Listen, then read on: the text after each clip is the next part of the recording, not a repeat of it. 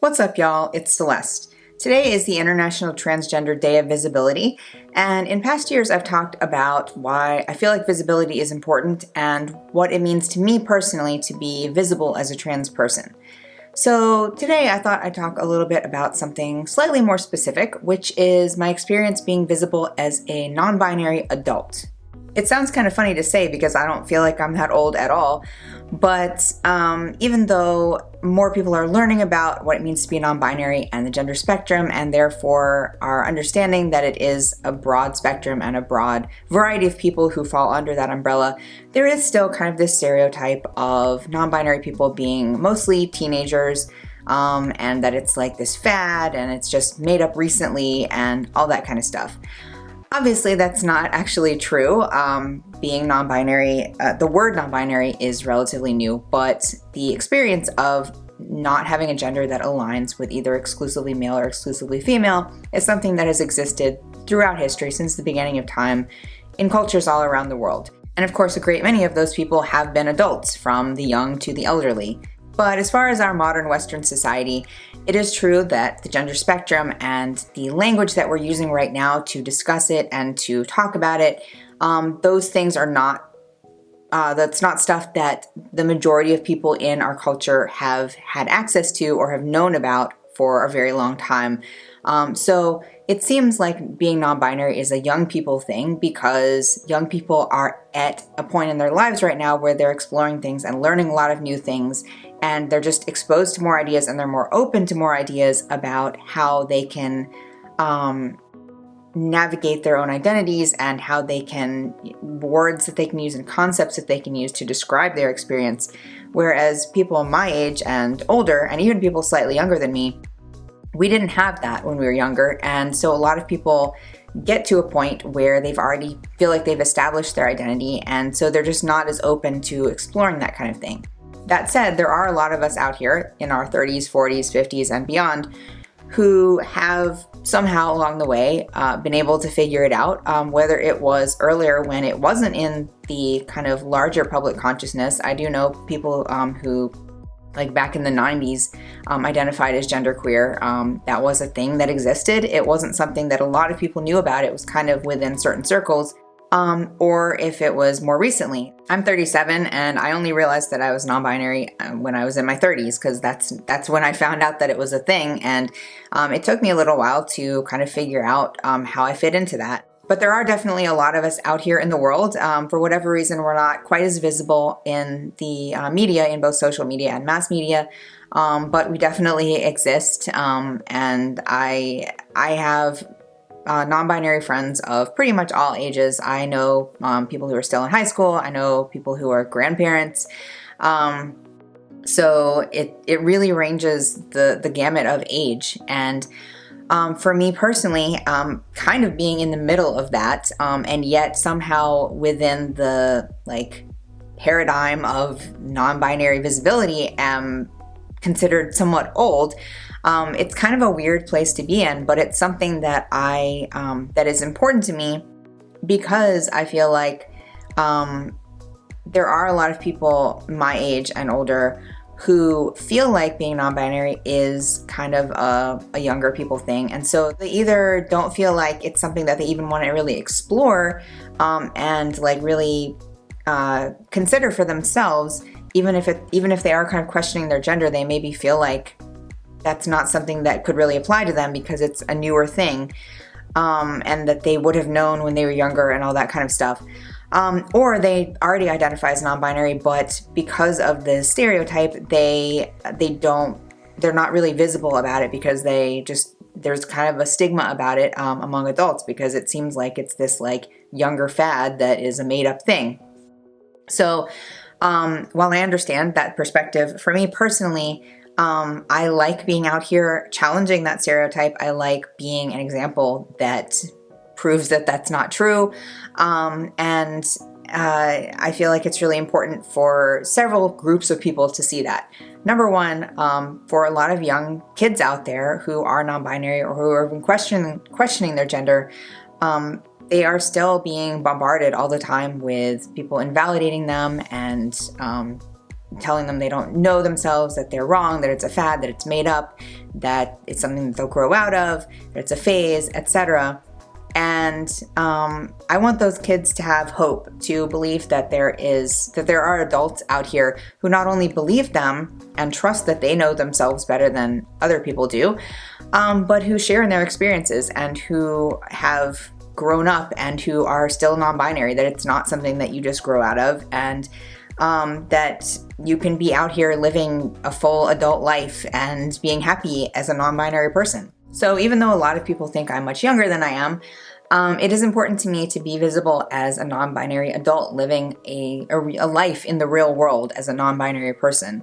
I pay taxes, I own a house, I have friends and hobbies and a family who loves me. And in all of those aspects of my life, I am non-binary. I'm not just non-binary when I get dressed or when I post on Instagram or whatever. Every second of every day, I'm non-binary. And so everything I do is as a non-binary person. And by being visible, I can also help the parents and teachers of those young kids that help them challenge their beliefs that it is a phase or that it's a made-up thing or that it's new, so that they won't be so quick to discount those kids when they come out to them or ask them to use different pronouns. And of course, I can also be an example to the people who are my age or older who, like I said, maybe are questioning their gender but haven't really felt like that being non-binary is something that could apply to them, just because the kind of mainstream idea skews toward much younger people. So there's nothing about being a non-binary adult that makes me more valid or valuable as a non-binary person, but it's important to me to kind of grab that part of my identity as not unique, but maybe slightly more unique than a lot of other people who are on YouTube or Instagram who are talking about their experiences as non-binary people, just to give a different perspective. Because I've talked before about that I feel like one of the most important aspects of visibility is diversity, that it's not just about there being non-binary people who are visible or there being trans people who are visible or any group, but having representation of the vast scope of people who can identify that way, because otherwise you're going to get people who just see one narrative and who just see one thing and they don't feel like that applies to them. I mean, that's what happened to me. I only saw one idea of what a trans person could be and it didn't apply to me, so I never even considered. It wasn't even like I thought about it and I was like, no, I guess I can't be that. Like, it didn't even click in my mind that I could be trans because I just was never shown anything that resonated with me in that way. So I feel like by giving a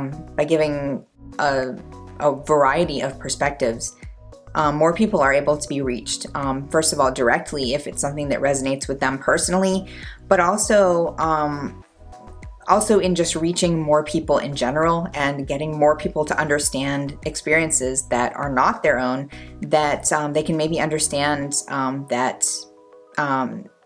just kind of what it's like to be non-binary if they're not, or if they are non-binary, they can understand this is what it's like for some other non-binary people, just to understand that it's not just one story, it's not just one experience, and what we have in common is that we don't identify as exclusively male or exclusively female, so we are all non-binary, but there is a lot of diversity among us.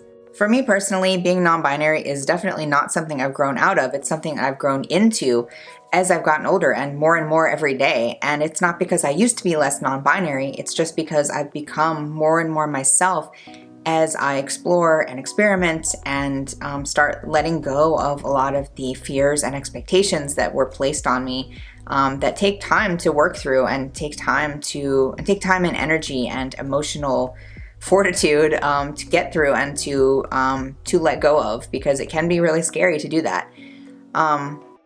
But as I'm doing that, I am becoming more myself. I'm becoming more whole. I'm happier and more whole than I ever have been. And gender isn't the only aspect of that by any means, but it's definitely a big part of it. And it's a core part of who I am. To anyone out there who is questioning your gender, or if you are already non-binary and you're just afraid to talk about it, please know that no matter how old you are, it is valid to be non-binary. Your identity is valid. Your gender is valid. It doesn't matter if you have known this forever, if you just figured it out and you are 80 years old. It doesn't matter.